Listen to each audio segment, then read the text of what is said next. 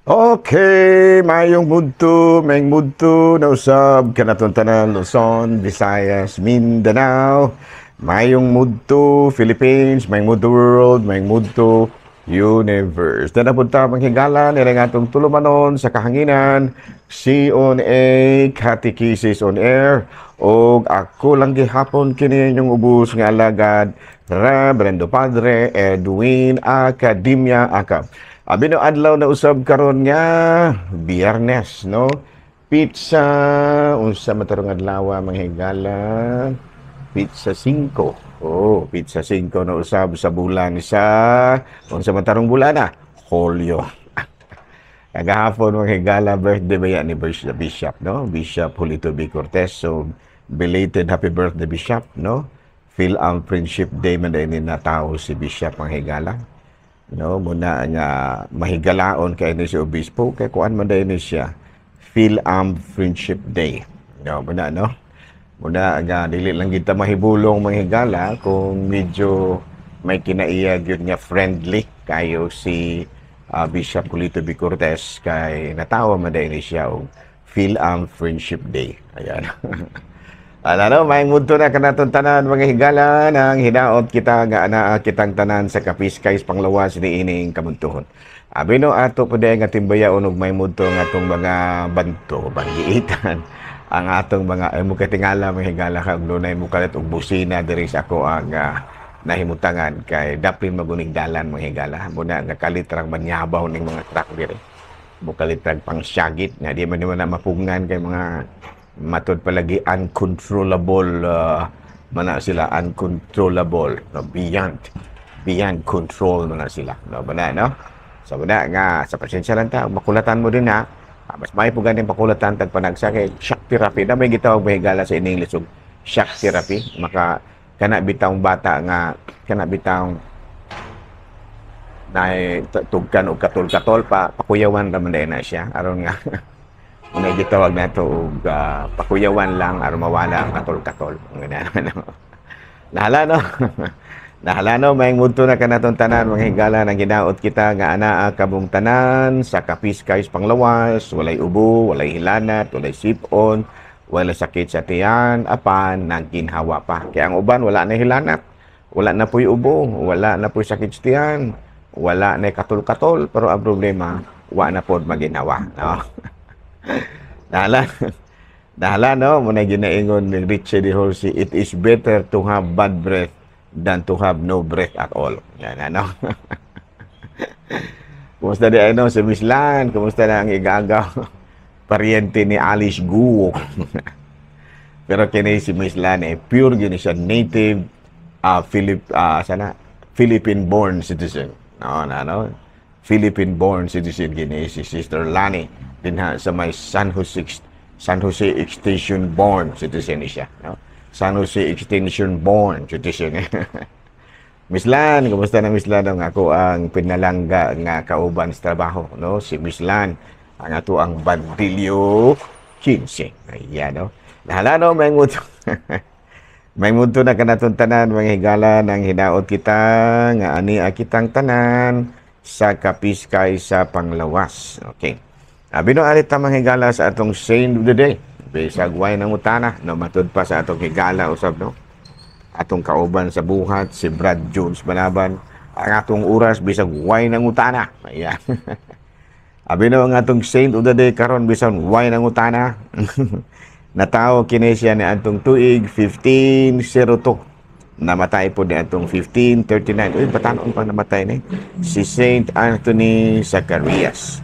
Ang iyang inahan, usa kini ka balo o niya devoted herself to the spiritual education of her son.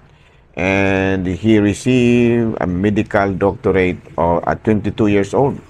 And while working among the poor of his native Grimont in Italy, was attracted to the religious apostolate. So, he renounced his rights to any future inheritance, worked as a catechist, and was ordained a priest at the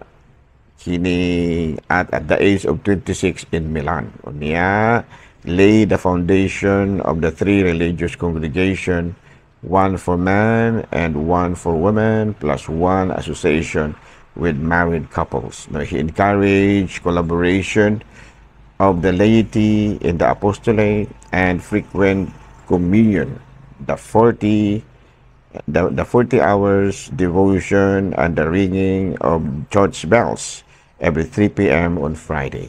Yan, no? Sa ito pa, daghang kay mga debosyon kini si San Antonio Zacarias, no? Nakatukod siya o congregation sa mga lalaki, congregation sa mga babae, o niya, doon na po siya debosyon sa pagbagting o pagbagting o kuan, kini bell, maalas 3 sa hapon, alang sa 3 o'clock prayer, mabiyernes. So muna, no, nga katong uban din ha, pag debosyon po, magbangting sa kampana simbahan, no? Kaya ako diri usahay, ako nagdebosyon po doon ta ako anan, usahay, wa mong ko diri. Nawa mong ko diri sa kumbento, muna nga usahay, di gid mabangting in town, paalas 6 gabi. Kaya, no? So, katong gustong magdebosyon, magbangting o kampana, maalas 6, mayasa na, no? Aron gid po, volunteer mo, Pader. Ako yung mabangting o kada alas 6, Pader. Sige, di ba, grupo-grupo mo. Grupo-grupo mo ba? Doon mo yung magdebosyon o bagting Malunes, ako yung Malunes. Dahil yung Martes, ako ana. Rain or shine, doon Domingo, ana. Pito mo ka buok, pag-debosyon mo. Aron po nga, pag-abot sa panahon, pag-adto ninyo dito sa langit, mubagting po dito ang kampana nga niabot na gyud ang ato ang magbalanting. Niabot na gyud diri sa langit ang atong magbalagting. Ikaw na no? Basin bag na ay makahuna-huna pod nga mo volunteer mo. Pader, ako mo bagting sa kampana Malunes. Alas 6 hapon, gabi. Sige dong, okay kaya na siya. Ako po ba din, Martes po ko. Ano ba? So, sulay ko ninyo. Ba, sige, at least ba, pag-abot sa panahon, pag magpaingon ka sa langit, bagtingon po daw yung kampana dito nga moingon nga niya nagyod ang atong magbalagting din isyuta. Nala, no, may nguto na kanatong tanan mga igala. Are you happy? Of course, I am happy too. Dito mi sa kuan mga igala, Cebu ag sa Lunes hangtod kahapon na uli mi. Ya dito nahimo mi dito mi sa House of Prayer na Pitch May Talavera. Unya nagkuan po mi gamay, kining recollection gamay. Unya nag-pilgrimage po mi sa mga of course di gyud mawala ng Santo Niño. Dito gyud po Santo Niño. Nagpulo pangayo po din taon mi dito. Nagpulo pangayo. Nangayo po din taon mi nga maayo-ayo ning atong sakit mga igala kay kining gulang na tapas nila daghan ng sakit. Daghan ng katol-katol. Katol-katol na may gala muna salamat sa tas Ginoo. Nakaadto do mi gahapon itong sa Lunes, Martes, Miyerkules, Huwebes nakahapit po din taon may sa ilaha ka Bishop Chopilo Kamumot dito pod may nakadebosyon pod mi ginagmay dito sa kuan naka-pilgrimage gud pod mi dito sa Cebu daghan mga pilgrimage site dito may sa Santo Niño nakaadto pod mi daghan mga lugar nga among natuan dito mga eskwelahan bisita pod mi sa akong alma mater San Jose Recoletos nakabisita pod mi dito sa kanang San Jose Recoletos campus San Jose Recoletos Basa Campus mga pilgrimage ba aton pod nga ma-refresh atong hunahuna nga atong panaw paingon sa harian sa Dios hala no may mudto na kanatong tanan mahigala of course ang atong saint of the day karon mao si San Antonio Zacarias. Kumusta dai sa Cebu? No, kumusta na atong mga igsoon sa Cebu? Nagsugod na bayag pangabot mga higala ang mga dili mga devotos na nisugod ng pangabot ang atong mga contingents. Pag adto na mo daghan ang mga tao dito. Ang Cebu mga higala di na ko katultul. Bali nang daghan na kaayong mga pasikot-sikot. Kaya daghan man kayong nadugang nga mga daghan kaayong nadugang nga mga business business areas, no? Pag sa dito pa ko sa una sa Cebu, nag-eskwela pa mi sa theology, ang business park yun sa una, kuantra, Ayala o kining dapit sa may kinibang dapit sa may reclamation, dapit sa may Mabulo. Karon perti ng daghana, no? Naa diri sa may SRP, naa diri sa may kining katubang kuan sa Lahog.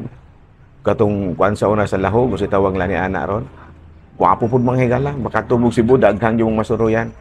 No, dito sa Lahog, usi tawag ni ana business park maghapon na din, usa na din. Basta kay gwapo pod mga higala, dapit diri sa may kuan ba, kining usa nga laaning karaan nga airport sa Lahog dito dapit. Dito na pitch may hukad. Hukad naman, hukad sa una. Gamay pa to karon ang hukad na sa Ayala Business Park. Paling kapuha ko. Ano no? Tala no, bisita mo Cebu. Unya, of course, kay Cebu malagi ang ato po lamang ang atong topic karon is about the devotion to Senior Santo Niño. The Senior Santo Niño de Cebu is a Catholic title of the child Jesus associated with the religious image of Christ child. Widely venerated as miraculous by Filipino Catholics. A gift from the conquistador Ferdinand Magellan to Raha Humabon, who was baptized as Carlos, and his wife Raina Humanay, Raina Humanay, and also baptized as Raina Juana, Queen Juana, in account of their Christian baptism. Kaso ito pa, ang Senior Santo Niño mahigala, mo ni ang gift, Christian baptismal gift na gihatag ni Ferdinand Magellan. Si Kuan ba Magallanes ba? Naman na may Kuan sa Cebu. Na may street si Magellan dito. Subukan ng Magallanes na mo na. Magallanes. Muna si street dito ni Magellan. Unya, matud palagi, padihang nagpabunyag kini si si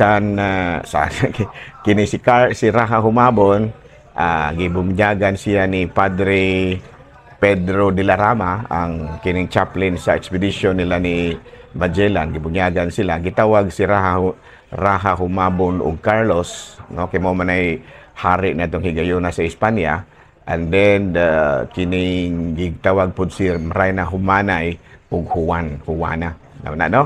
Unya, sigon lagi kasaysayan sa una, kini si Raha Humabon nagpatabang kini kang Magellan kay medyo nagkaaway pod og kini bitawng silingan nga isla sa Mactan kay silingan biya kay nang Mactan og kini Cebu City, Cebu sa Mandawi ba.